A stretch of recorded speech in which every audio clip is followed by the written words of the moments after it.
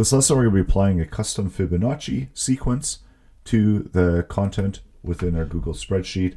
So creating a customized function that's going to take in a value and then do the calculation with the value and output the result.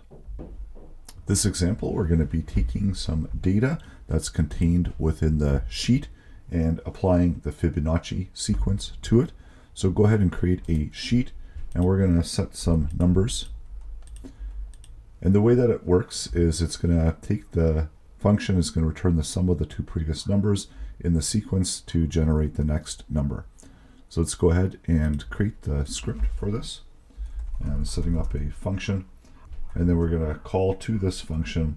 So it's going to get the values coming in to the function, and then we're going to do a check to see if the value of value, it should be value, so just update this because this is going to be a single value, and if it's less than or equal to 1, then it's going to return the value of val. Otherwise, it's going to return back the value of FIB with the value of n minus 1,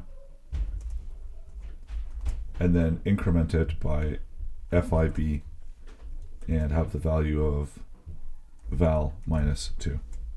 And actually the n should be val. And then just save that. And now to apply the formula. And we select the cell that we want to apply it to, and we do the equal sign, and then the function name, and it requires one parameter value. So we're going to take that value and add that in. So what it did is it added in a value of 8. Let's see what the next number is. So then it takes it to 21, and then this is just creating the sequence. So it takes in the value from the previous one and applies the Fibonacci formula to it, and then returns back the results, and that's what's being displayed here within G.